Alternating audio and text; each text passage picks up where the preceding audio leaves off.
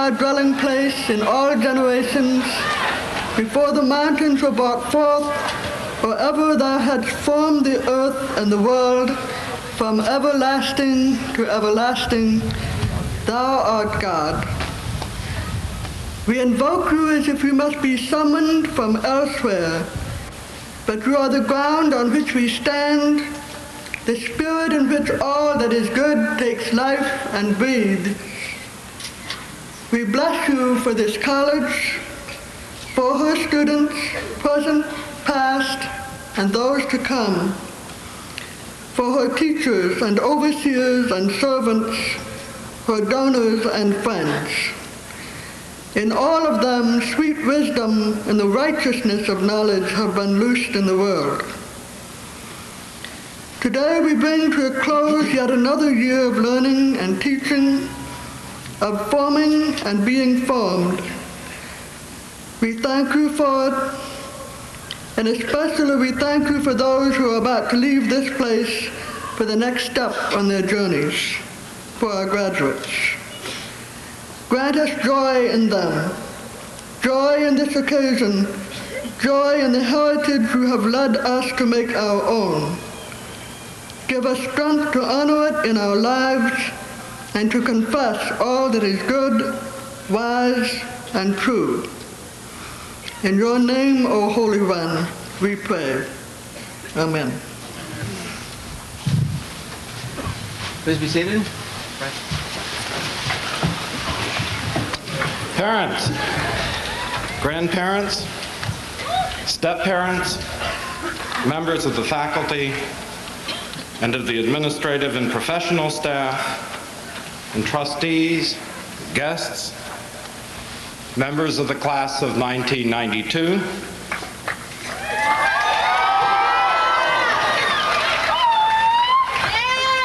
and also electricians, carpenters, grounds crew, and custodians who made this event happen.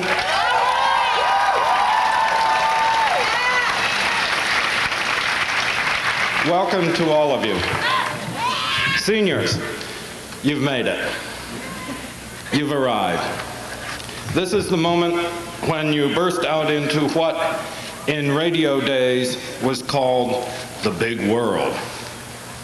The obvious implication is that what you are leaving, Oberlin, is part of the small world.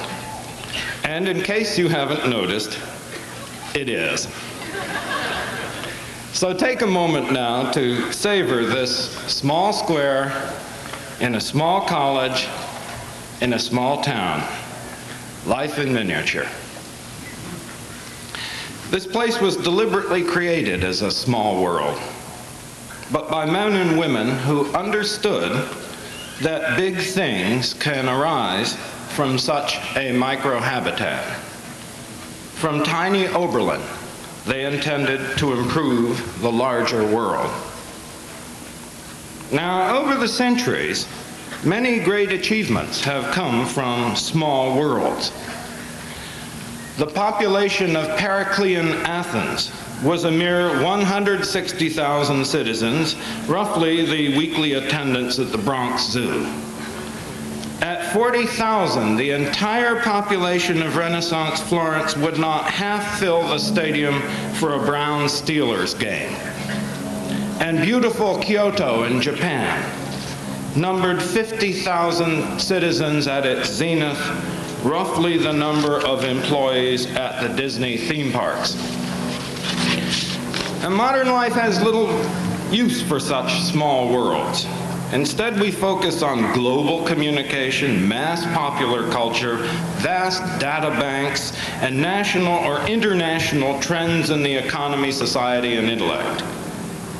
We try to keep up with all this, and we all end up like electrons.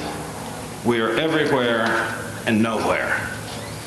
And we ignore small worlds at every level. We ignore families, neighborhoods, schools, corner bars, churches, synagogues, smaller businesses, cities, small countries. In fact, we ignore all the smaller units in which real lives are lived in which real relations are formed and in which real dreams are dreamed.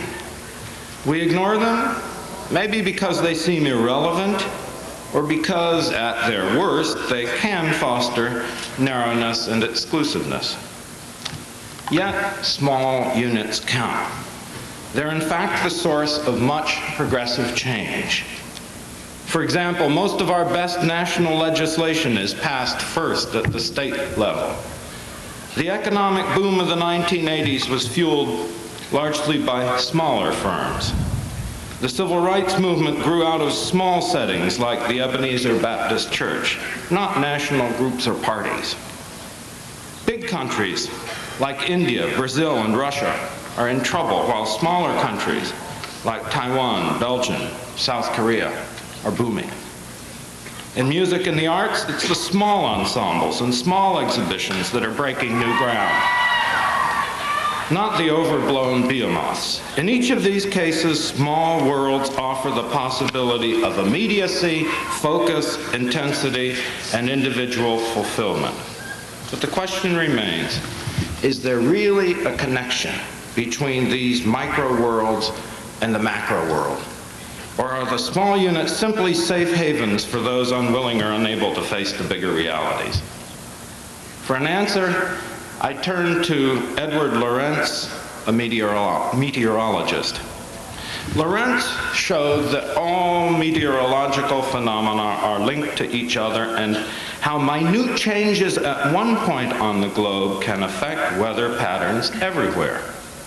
He spoke of the butterfly effect, according to which a mere butterfly flapping its wings in Brazil might set in motion forces that cause a tornado in Texas. Small worlds are the butterfly wings of the modern age. So permit me to be the only graduation speaker this season who is not urging you to go forth into the big world. Instead, discover a small world for yourself. Make a commitment to it. Engage actively with it. And may you then produce a positive butterfly effect, as so many Oberlinians before you have done. And back in this small world, we'll be rooting for you and missing you. Now, present here today are two groups who know about small worlds because they've dedicated their lives to them. Their small worlds have positively influenced your own education as people. I speak of your parents and families and the faculty and staff of Oberlin College. Seniors, I invite you now to stand and give a rousing cheer to both family and faculty.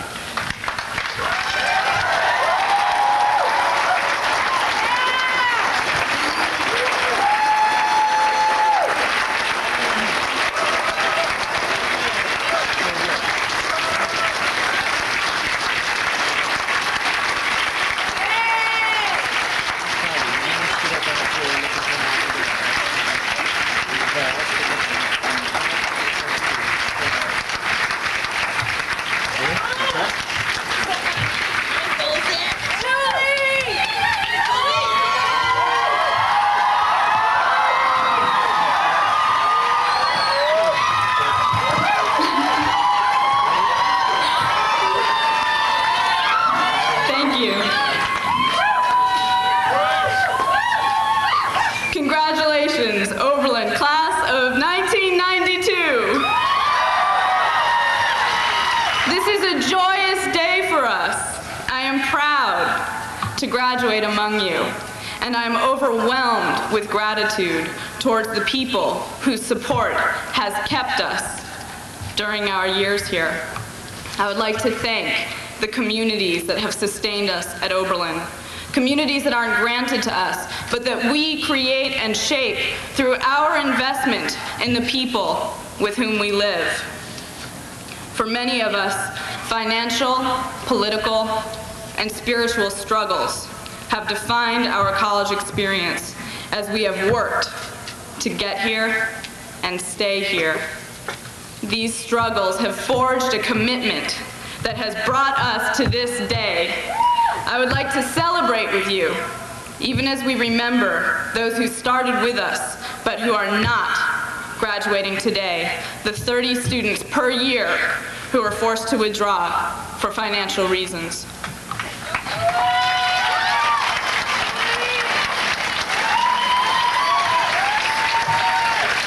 Having the honor of being chosen to address you today has given me the opportunity to reflect on what my time here has meant to me, on the best I've gotten from my Oberlin education, which is the desire to speak truth to our collective experience on and off this campus.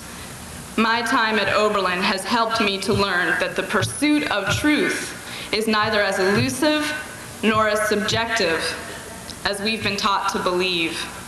Bearing witness is an act of profound justice. To see our own experiences with clarity, to understand those experiences within a community and global context, and to speak truth to that understanding is an act of justice.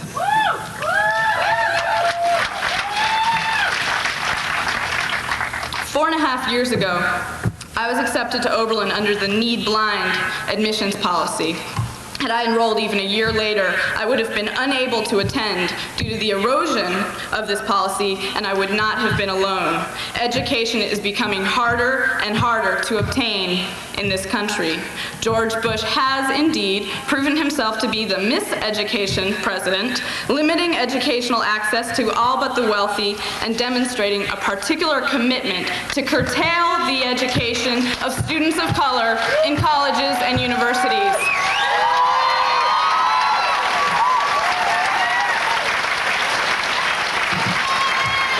Despite so-called aggressive diversity recruitment strategies employed by admissions directors and attacked by the right wing, African American, Latino, and Native American rates of participation in higher education have fallen steadily in the past 12 years. These declines may be attributed to the devastating financial aid policies of the Reagan and Bush administrations. Before 1980, grants constituted 65% of all federal student aid, while loans accounted for the remaining 35%. That ratio has been reversed, so we now owe 65% of our tuition upon graduating. We begin to see that access to education is an issue directly related to economic justice and civil rights.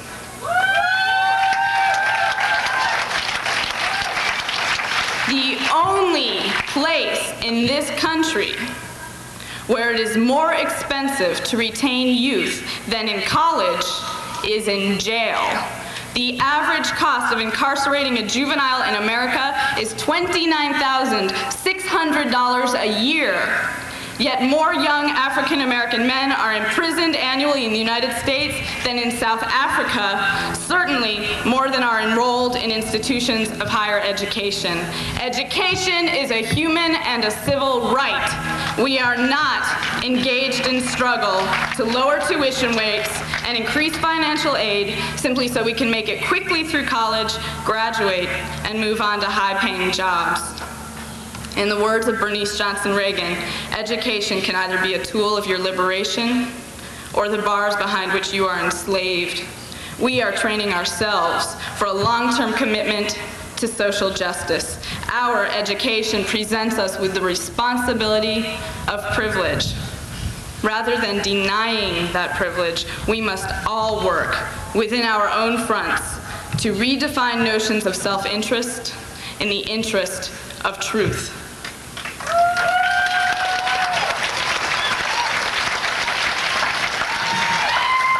Denial says education is ours exclusively. Truth says education is a fundamental right to all people. Denial says that this campus is an environment that encourages peaceful dissent. Truth tells us that today a fellow graduate faces a jail sentence for participating in a speak out on the college president's lawn. Denial says that this is a humane environment for the entire community. But the truth is that college employees are continuing to be subjected to demoralizing performance management tactics. Denial says that this is a safe campus for people of color. Truth says, when African American students are at the mercy of a frightened white professor with a can of mace, it is time for an organized response.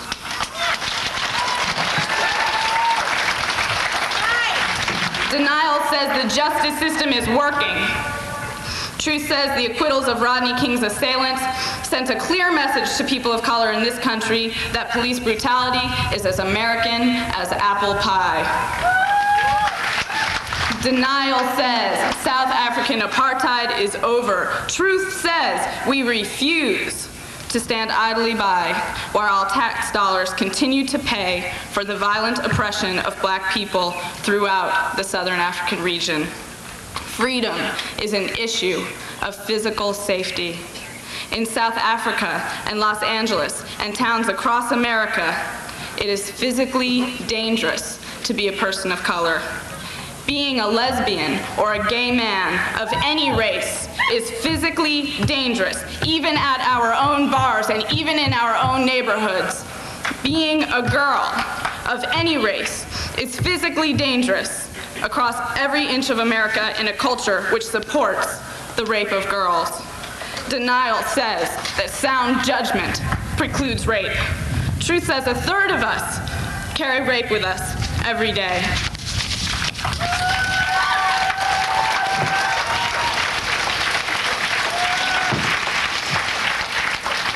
Denial says we are secure in our homes. Truth allows us to speak about sexual violence and abuse in our families. Truth makes the commitment that it will end with us. Irina Klepfitz wrote that if even one woman told the truth about her life, the world would fall down. In order to change the status quo, our worlds have to fall down, and hopefully we will be left with the maturity to stand within ourselves and demand answers.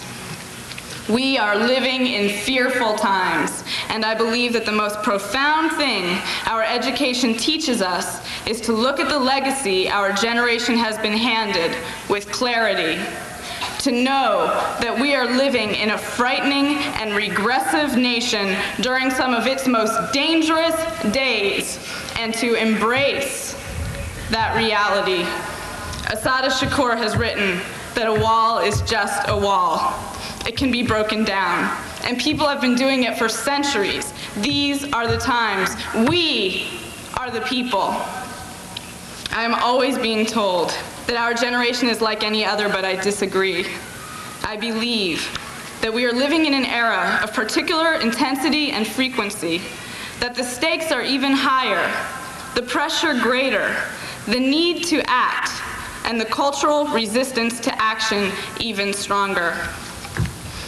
According to statistics, at least one person graduating here today is HIV positive.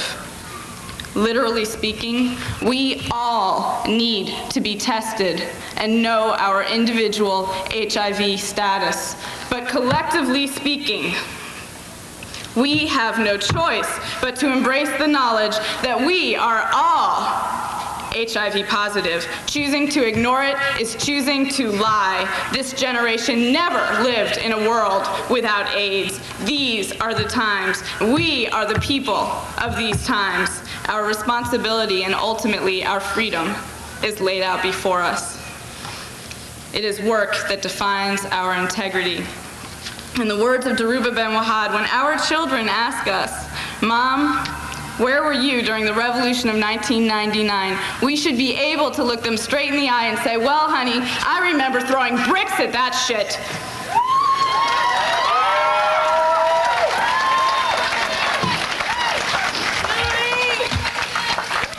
During our years at Oberlin, we've been exposed to a tremendous amount of progressive ideology. And while in the eyes of America, higher education legitimizes us, a degree from Oberlin gives us something more than that. It gives us liberal credentials. We need to remember that we are progressive, not because we've heard the lectures of radicals, and read the words of radicals, but because we have enough integrity to bring ourselves into the arena of that discourse, to enter into self-challenge, to transform, and to speak. The time for commitment is now. We are taught to believe that acting and speaking out will put us at risk. We are already at risk. We can't wait to take a stand in hopes of first gaining power in traditionally sanctioned fields. These are the times. Getting used to confrontation and resistance is better than getting used to the compromise of ideals. We are the people. Our work is cut out for us.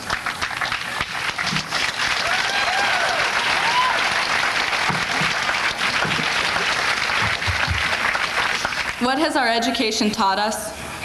It has taught us, in the words of Audre Lorde, that the single greatest error of privilege is to absorb without use. Those of us graduating today have thoroughly accessed a privilege that grows scarcer with each passing day in this country. We must own that privilege, and we must use it thoroughly. Let's wear it out. Susan Harjo has described a hero as a person who takes on small acts of courage, not because she or he has perfectly correct views and analyses and words, but because speaking out is an act of courage. We live in dangerous days. To live by the truths of our own perception is heroic. While we celebrate our graduation today, let's look at the ways in which we can begin to be courageous, to continue to be courageous, and to celebrate that. These are the times. We are the people. So be it. Congratulations to you all.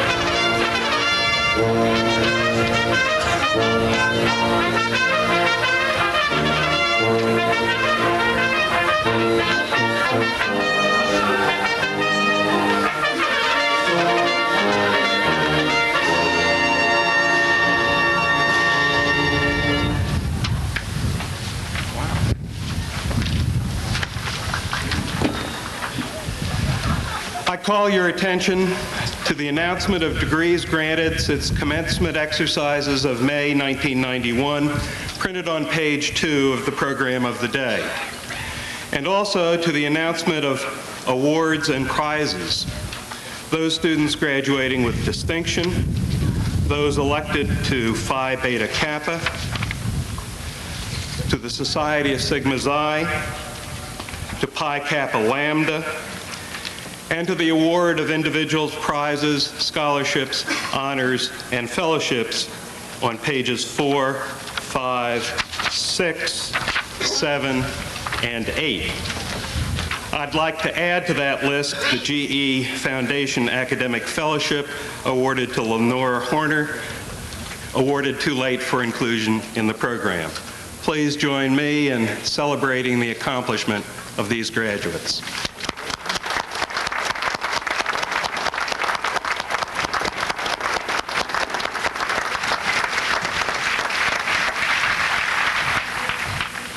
Will the candidates for the award for distinguished service to the community please present themselves?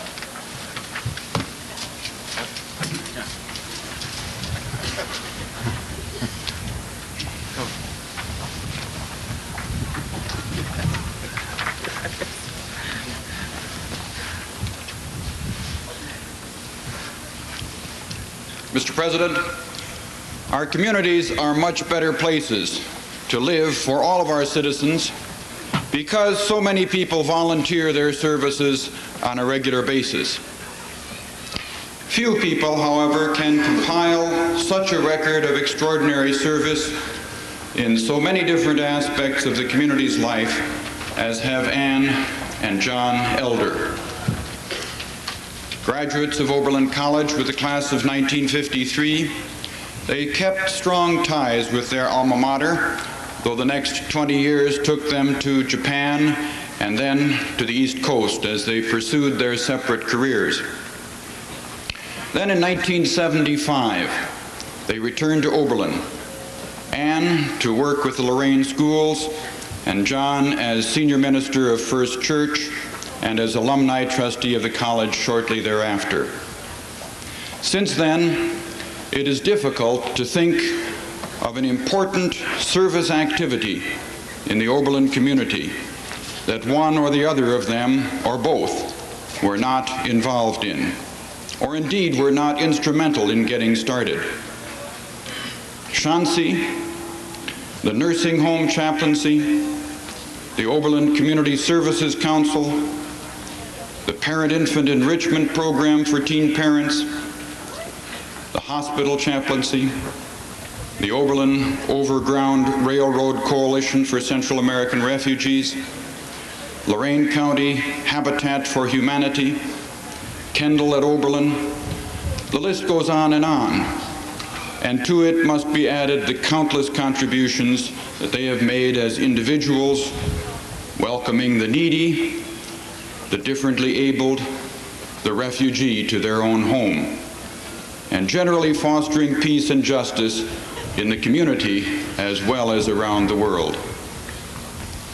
Characteristically for them both, it is difficult to tell where their professional lives leave off and their volunteer activities begin. They are especially skilled at integrating multiple aspects of experience, particularly the social and political with the biblical and theological, which has deepened the spiritual life of many of us in the community and broadened our outreach to the neighborhood and to the world. Because they are concerned, well-informed, and articulate, their joint efforts have been vital, not only for communicating the good news of God's love and acceptance, but also for helping us to see concrete ways in which we can share love with others in the world. They join a caring attitude with genuine effectiveness, and that is a rare and precious combination.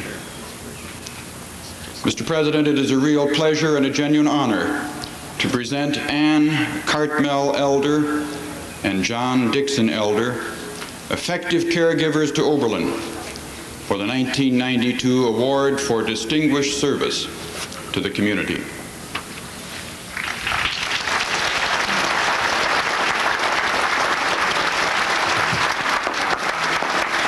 Thank you.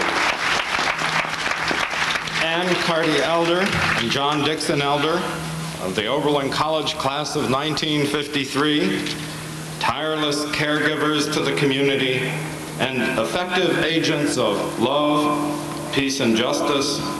In the name of your college, I confer upon you the award for distinguished service to the community with all the rights, privileges, and honors thereunto appertaining.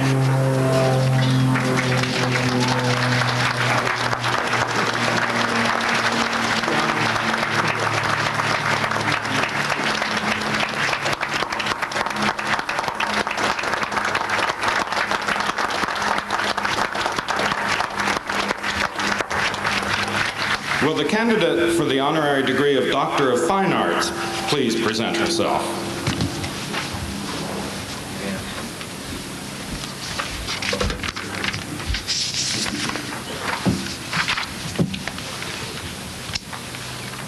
Mr. President, John Carter Cavell is an unfettered spirit who nurtured an appreciation of East Asia long before it was stylish to do so. Her knowledge of its art, religion, and history is substantial, but what distinguishes her the most is her boldness at each stage in life in exploring uncharted areas of Asian culture. Whenever the American Academy seemed to catch up with her, she would strike out again in new directions. For much of her career, she's divided her time between teaching positions in this country and long periods of residence in Japan and Korea primarily. In the process, she has become a connoisseur and collector of Asian art and a prolific writer of both scholarly and popular pieces. She embodies a spirit of independence and inner sensibility, which has sometimes placed her on the fringes of her contemporaries, but these are fringes which today are seen as vast and rich horizons. Dr. Cavell's march to her own drum is reflected in the fact that as early as 1934, she was traveling the length and breadth of Japan, searching out its treasures of art. The final result of that first encounter was her 1941 book, Under the Seal of Sesshu, one of the earliest in-depth studies of a Japanese artist. Later, her years of association with one of Japan's eminent Japanese Zen monasteries yielded the work Zen at Daitokuji, an eye-opening account of how aesthetic values meld seamlessly into its religious worldview. In addition, a spate of books on Korea in the 1980s helped introduce Westerners to a profound culture hidden in the shadows of China and Japan. Only in the next century will the West come to recognize the magnificence of Korea, which Dr. Cavell has been preaching for almost 2 decades now. Dr. Cavell's distinction lies in her radical individualism and her determination to follow her instincts, even against the grain of her own times. Can you imagine publishing a book in the U.S. on the eve of Pearl Harbor extolling the excellence of Japanese art? But what this century has shown is that she has been not so much out of step with her times, but ahead of her time. The richness of Asia captured her attention early, and she has run ahead of the rest of us to show us the way. Mr. President, I present to you John Carter Cavell for the honorary degree of Doctor of Fine Arts.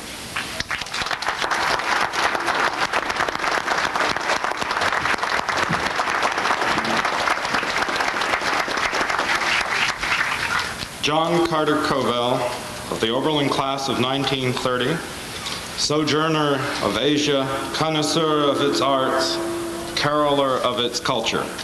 In the name of your college, I confer upon you the degree of Doctor of Fine Arts with all the rights, privileges, and honors thereunto appertaining.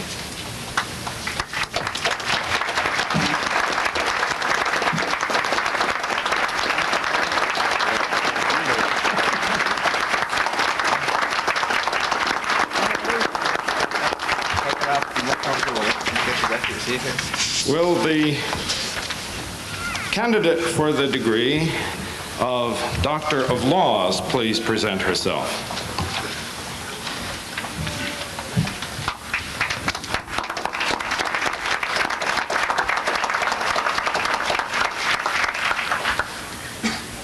Mr. President, graduates, and friends, it is altogether fitting that this morning we honor Antonia Hernandez with an honorary degree and have her as the commencement speaker at these graduation ceremonies. She is a renowned civil rights advocate in the mold of John Mercer Langston, Martin Luther King Jr., Marion Wright Edelman, Bishop Desmond Tutu, and others who have addressed the graduating seniors at Oberlin College. Antonia Hernandez was born in Mexico. She came to the United States at the age of 8 with her parents and 6 brothers and sisters.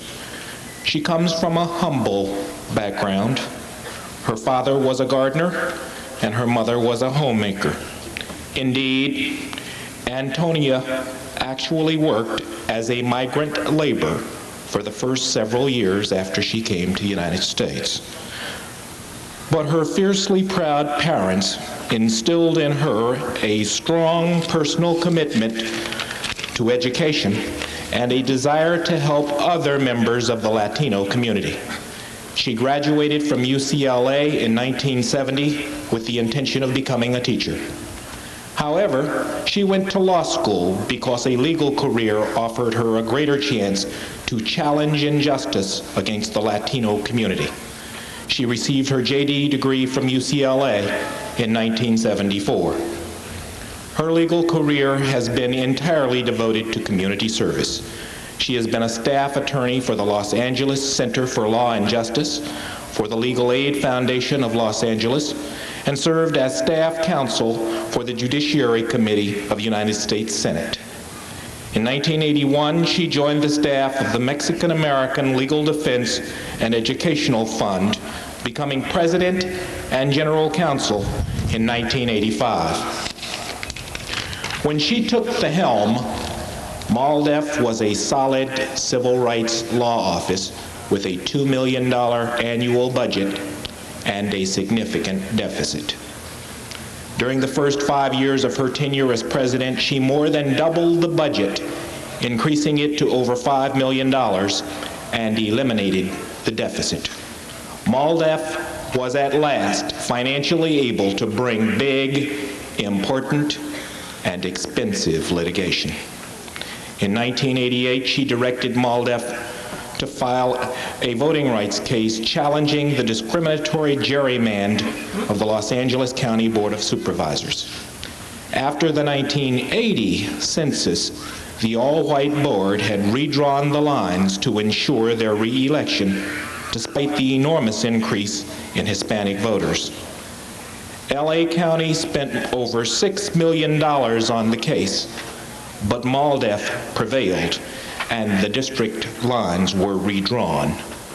The case, Garza versus County of Los Angeles, is now regularly relied upon by lawyers throughout the country. Keeping faith with her commitment to education, she directed MALDEF to bring litigation seeking equal distribution of finances between school districts in Texas and in the practice of underfunding districts with large Hispanic populations.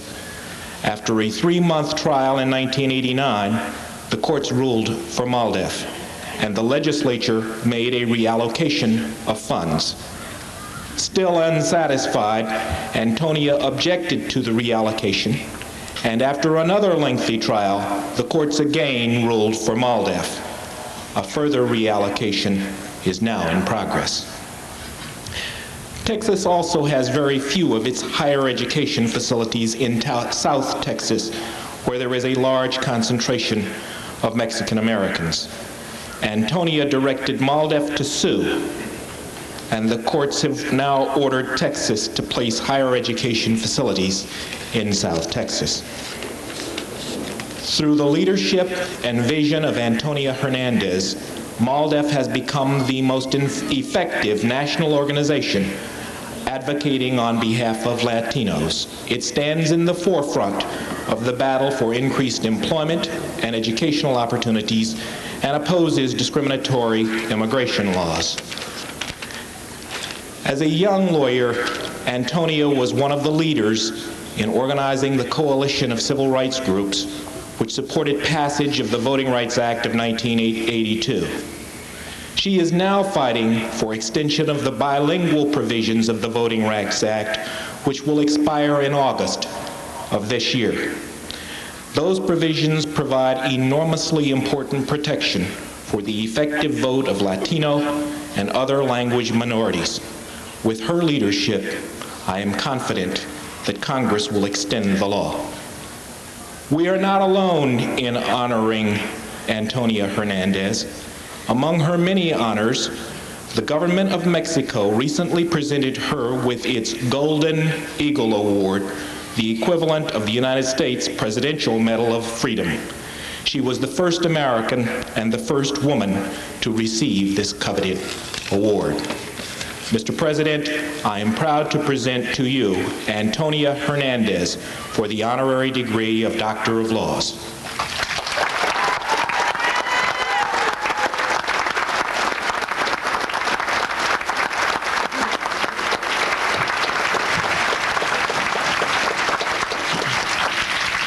Antonia Hernandez, human rights lawyer, advocate for equal justice under law for Mexican Americans, other minorities, and women. In the name of Oberlin College, I confer upon you the degree of Doctor of Laws with all the rights, privileges, and honors thereunto appertaining.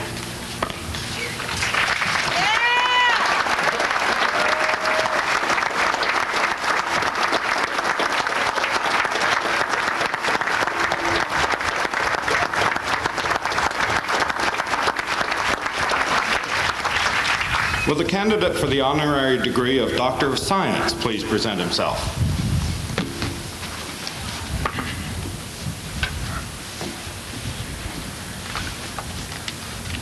Mr. President, graduates, and friends, David Weichert was graduated from Oberlin College in 1953 with a major in psychology. In 1957, after having qualified for public school service, he went to Ypsilanti, Michigan, which has been his base ever since. From the beginning, he was struck by the challenge he saw in pupils who were growing up in poverty. His best-known work, the Perry Preschool Program, systematically stimulated 3- and 4-year-olds in school and at home. It is one of the most successful longitudinal studies of children that we have, following the same group of pupils from preschool all the way into adolescence and beyond. Frank, could you speak a little more into the microphone? Could you speak a little more into the microphone? It is both a record of skillful intervention and a model of strict assessment. In 1970, Dave left the public schools to establish the High Scope Educational Research Foundation. For over 20 years, it has reached out from Ypsilanti to help schools, institutions, and communities find ways to solve their urgent problems. The foundation has an international reputation for close listening, persuasive recommendations, and effective training. Dave is driven by high ideals to find workable solutions. He believes we must fit children's immediate difficulties into the larger field of personal, family, and community forces. He has shown again and again how necessary commitment is. The commitment of a pupil to stay the course, of the family to persist despite obstacles, of the community to remember all of its citizens. As a catalytic leader, he inspires admiration and respect. He encourages others to the rigorous standards he demands of himself. He moves aspirations to the forum of practical affairs. Mr. President, it is a great pleasure to present David Weichert for the honorary degree, Doctor of Science.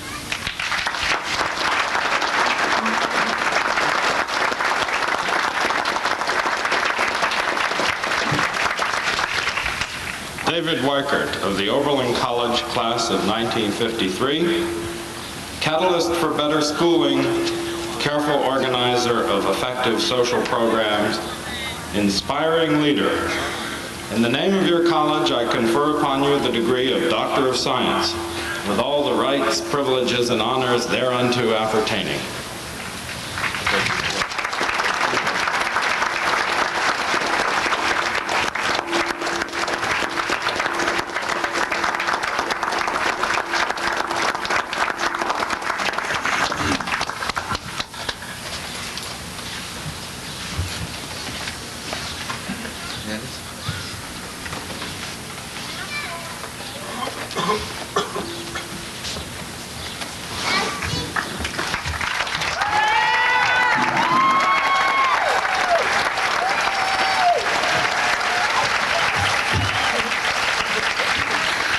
Buenos días. Good morning, and it sure is chilly out here.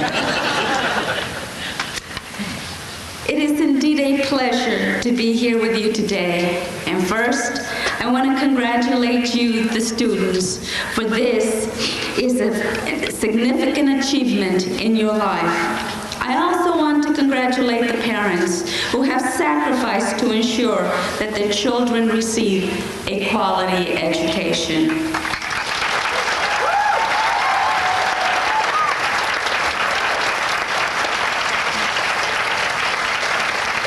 But I also want to congratulate all those mentors, friends, teachers. All of you contributed to the success of these vivacious, energetic graduates.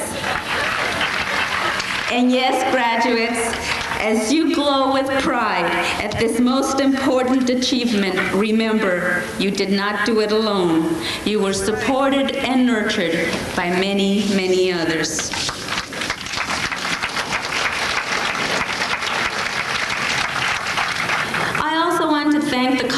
for extending me this invitation to speak to you today. The opportunity to speak with you, to share with you my thoughts on the present state of race relations in America is truly an honor.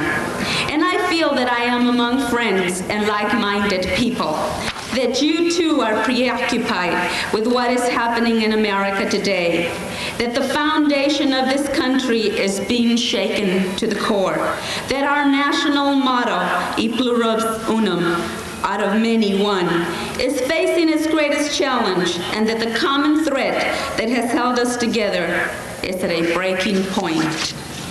1992 will be remembered as the year the city of Los Angeles burned. It would also be remembered as the time racial hostilities reached their peak. And it will be a moment in the city's history where people questioned whether our vision of building and living in a dynamic, multicultural society can succeed. Notwithstanding the painful images that run repeatedly through our minds, and in their disheartening reminder that many deep-rooted social problems exist within Los Angeles and within this country, I remain committed and hopeful that the recent disturbances in Los Angeles will lead to a stronger and a better place for all its residents. I say this with somber comprehension that individuals in Los Angeles and in all those cities throughout the United States facing the real challenges of a multi-ethnic and multicultural society. We must achieve a greater understanding of who we are, and we must work together to the collective good of our society. I adhere steadfastly to my dream of a society that welcomes diversity, encourages individual freedom while recognizing responsibility to community, and provides opportunities to persons of race, to all persons, regardless of race, creed, or color. As someone who has spent most of her life in Los Angeles, I can't explain the emptiness I felt when I first heard the verdict in the Rodney King beating, nor the sadness I felt as I watched part of the city that I love burn during the first nights of the riot. The city has experienced a deep sense of loss in lives, in economies, and in community. The destruction goes well beyond the visible damage to businesses and dwellings, to the very heart and soul of who we are. As such, we must search for meaningful responses to the crisis as we seek to rebuild the city for the good of the people, for California, and really for the entire country. I know you are wondering what the recent events in Los Angeles have to do with you here today. Let me impress upon you that they have everything to do with each and every one of you. As graduates from this institution, you join thousands of students throughout the country who will be leaving the classrooms during the next several weeks. You carry that important degree, which I trust will lead to employment in the field of your choosing, that will allow you to make a living and move yourselves forward in your career goals. As someone who believes very strongly that education provides opportunities that otherwise would remain closed, I wish you the best, you the graduating class. And as you hurry on your way to do what you must do, I also want you to think about your role in today's changing society.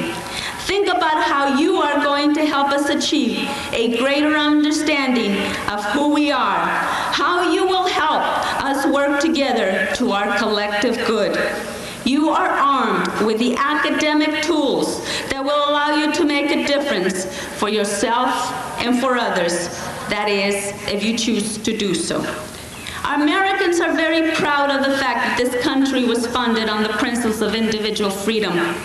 We are free to say, more or less, believe and do what we desire without interference from government. Individual freedom forms the foundation of our system, and in a broad sense, this principle has served us well. But when we look at how this individual freedom compares to our sense of community, we see some striking differences. I sense that perhaps we have become too disconnected from one another, too separate in our thinkings, and too parochial in our views. We sometimes are too easily given to the discussion of us versus them, of the haves and the have-nots, of the influential and the powerless. This kind of fragmentation within our society harms efforts to bring the various segments within the diverse communities to common ground to best meet the issues facing our respective communities. Here in the United States, we have been given a singular opportunity to create an environment where the whole world is represented, where by virtue of ethnic and racial diversity found in this country, we have become the universe.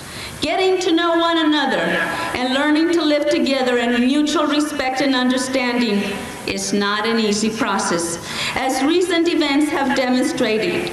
It is also a rude awakening, even for those who feel that they are attuned to the communities, as I do.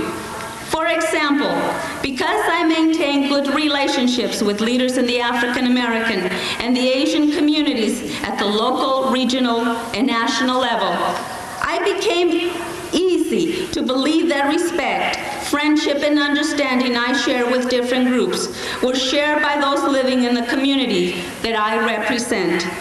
The angry accusations, the finger-pointing, and the tendency to scapegoat certain groups during our recent upheaval show how wrong we can be. We witness the ugly side of Los Angeles, but it is also the very real side in all of us. Our challenge now is to address the problems, needs, and concerns which allow these destructive and opposing forces to clash. Having said that, let me say that I am nevertheless optimistic about the future.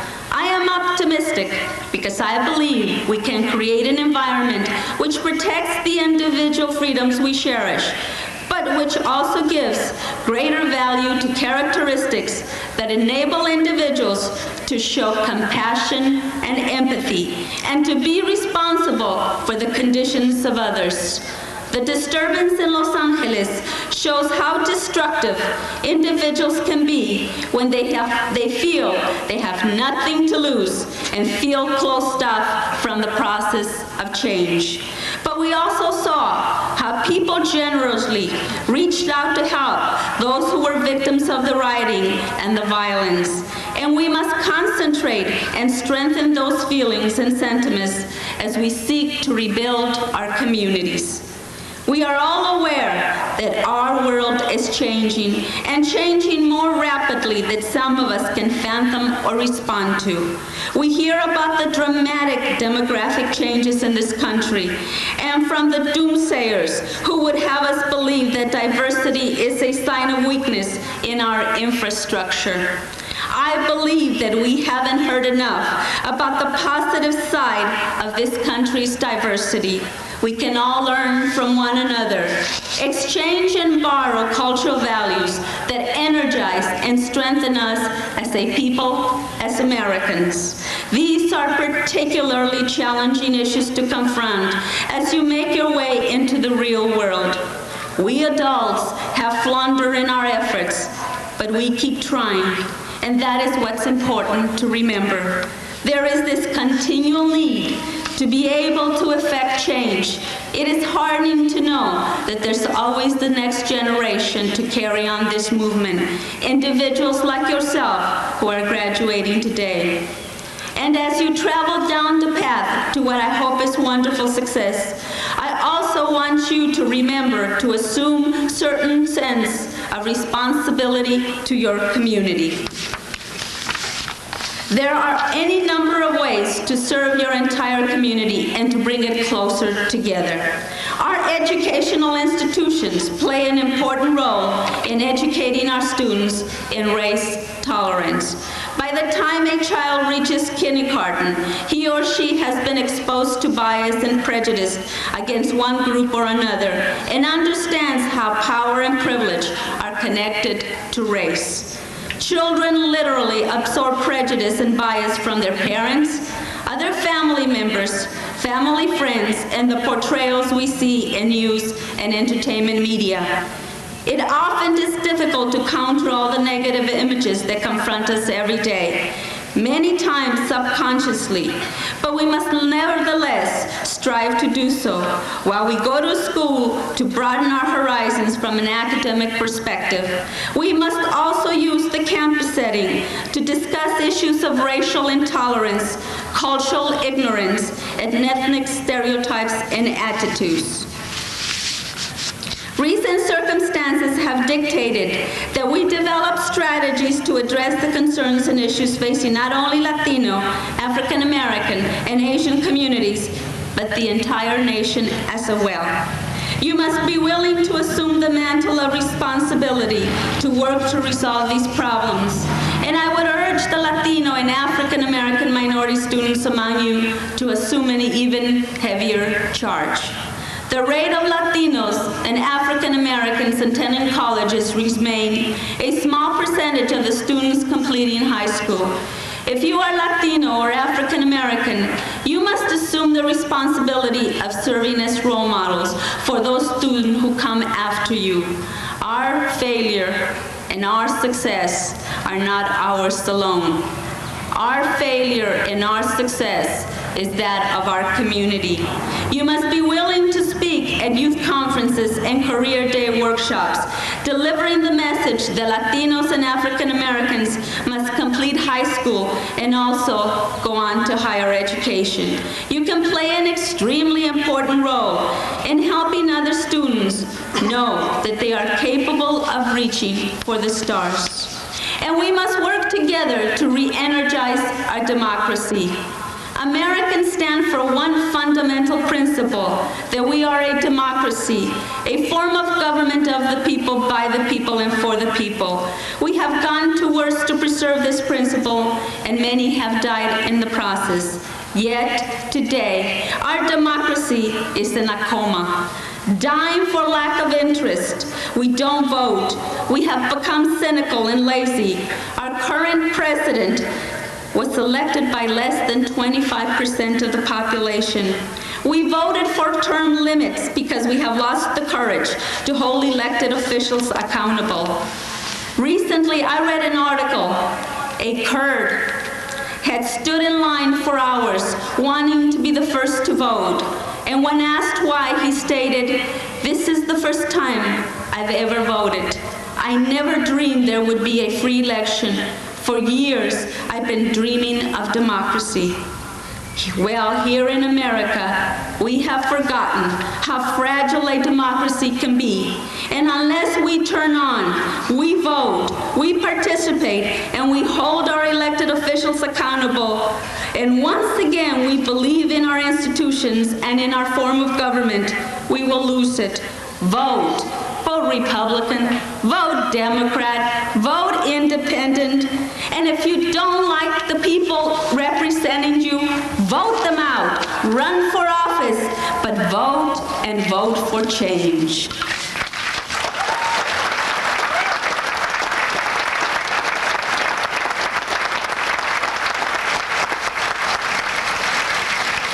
You know, and it doesn't take that many individuals to make change. Most revolutions are started by a cadre of small, determined, stubborn individuals like yourselves.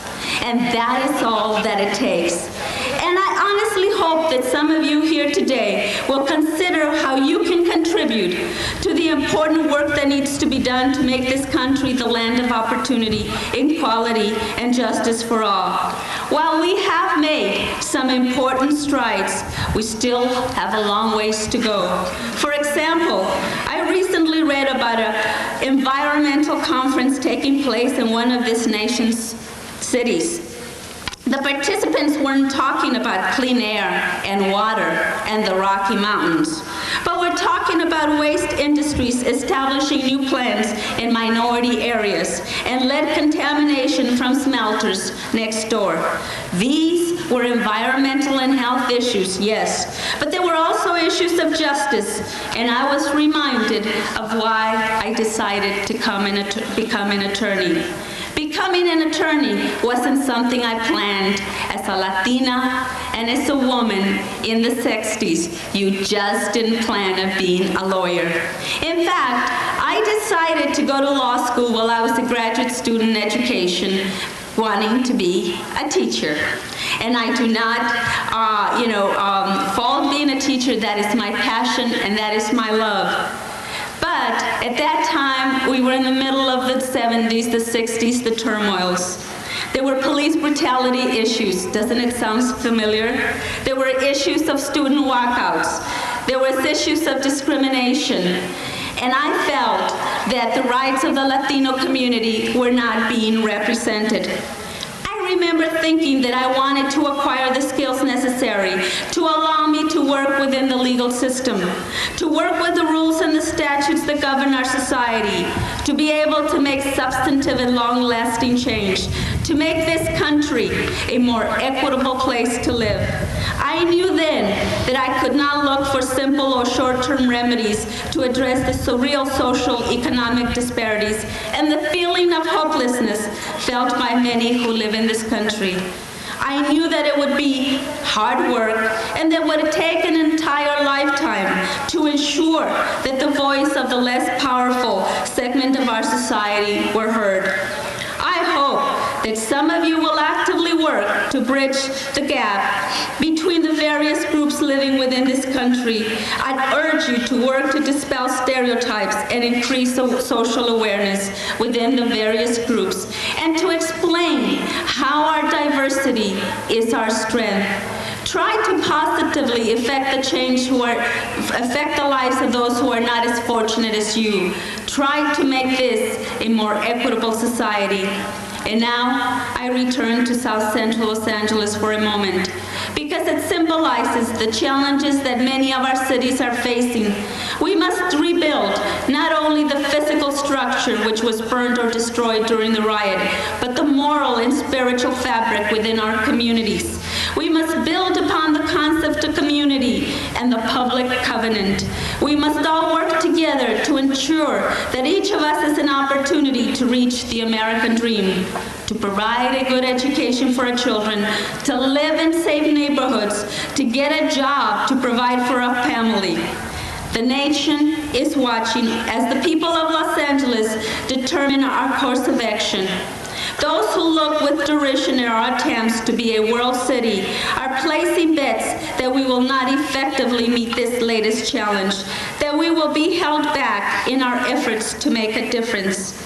We recognize the differences that exist within our various communities, but many in the Latino, Asian, American, and African American communities appreciate the similarities and the commonalities among us. Los Angeles is not an anomaly.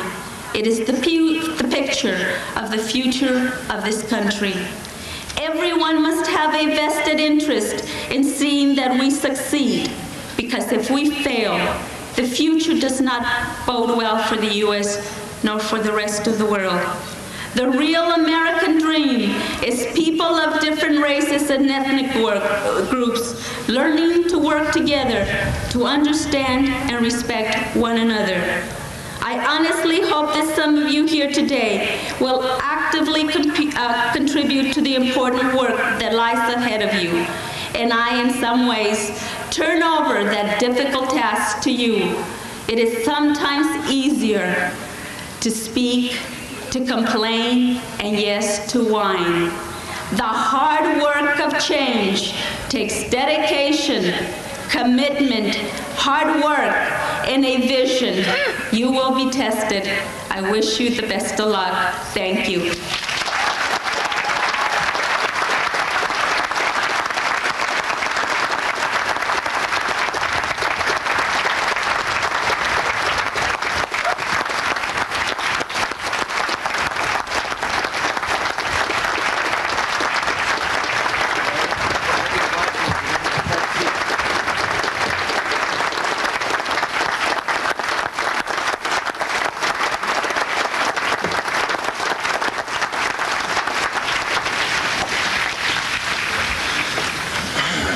Will the candidates for the degree of Bachelor of Arts please stand?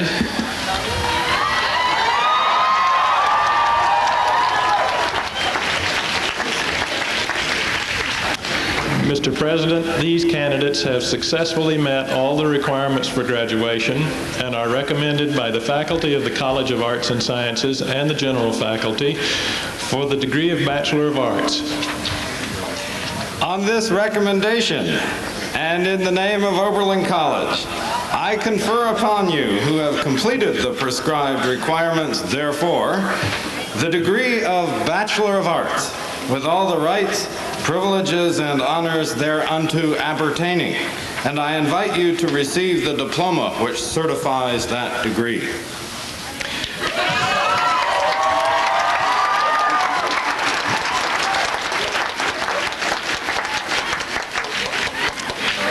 May I ask the audience to withhold applause until all candidates have received diplomas.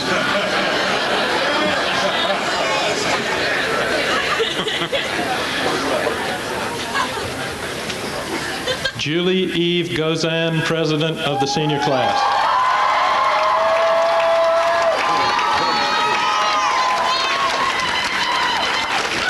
Anarelli Rosa Conde, First Vice President of the Senior Class. Leah Patrice Hunter, Second Vice President of the Senior Class.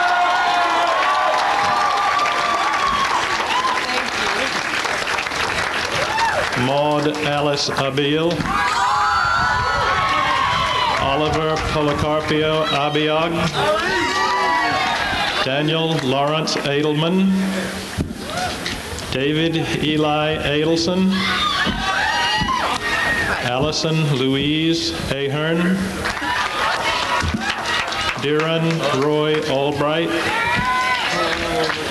Ashley Catherine Alsop, Neelam Sona Amin, Stephanie Beth Anderson, Ezra Zave Angrist, Barbara Jean Antonio, Christian Arfman, Daniel Olis Ash, Mark David Ashcraft, Irvin Ashford Jr., Ian Marcus Ashley, Suzanne Juve Backner,